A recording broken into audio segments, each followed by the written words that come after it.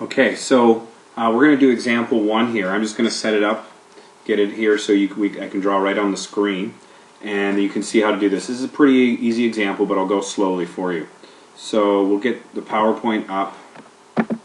I'll go to that slide. Okay, so here we're at, and we're going to put a pen on here. So what we're trying to do is figure out how we can get x and y, because we're told that they're similar, and so you've got it right here, the similar symbol. S corresponds to B. Angle S and B should be the same according to the definition. M and I, second and second, go together. A and G, third and third, go together. They should be corresponding and congruent as far as angles, and L and E should be corresponding and congruent. And when I look here, x is a side length and y is an angle. So I'm going to deal with the angle first because it's easier. And y is in the corner by I in big E, in the shape big E. And so I in big E is second. It should be in, so I need to look at small second position, which is M. So M and I go together. I is here, M is right here. And the definition says that corresponding angles are congruent.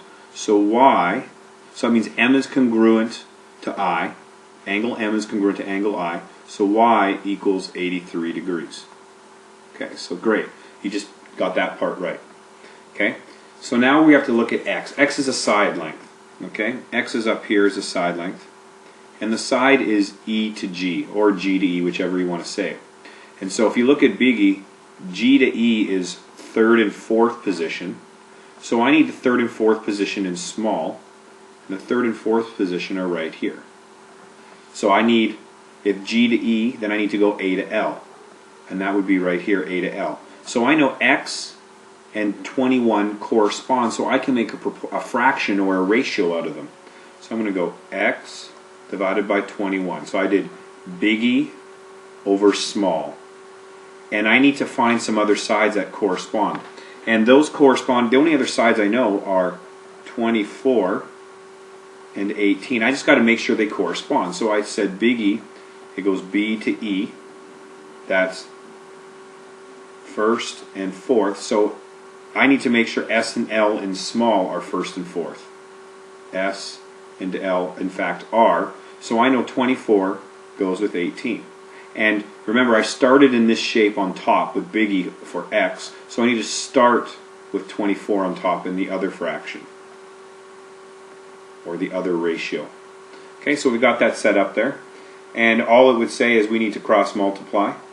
We've said we got a proportion we can cross multiply, so x times 18 gives you 18x. And then 21 times 24. I don't know what that is. You can do that on the calculator if you have one handy. Okay, so 21 times 24. And we don't have fractions anymore. It's pretty easy. And to solve this, this is easy. Divide by 18 to both sides. Okay, when I do that, I'm going to work sideways here. And I just happen to know that the 18s are going to cancel out, so I know I'm going to be left with x. Okay? And 21 times 24, I don't care what that is, because I know 18 can be divided by 3, so we'll give you 6. And 21 can be divided by 3, and that will give you a 7. Okay? But I still have this 24, and it turns out that 6 also divides evenly into 24. So if I divide 6 by 6, I get 1. If I divide 24 by 6, I get 4, and I'm still timesing. And so when I look at this, or multiplying is a better way to say it, the top is multiplying 7 times 4. The bottom is, there's nothing else but 1, so dividing by 1 is easy. 7 times 4 is 28. So I know x equals 28. And that looks like feet, because of the single mark here. Looks like 28 feet. And y equals 83 degrees. And you've got that problem solved. So hopefully you understood that, and we're good here now.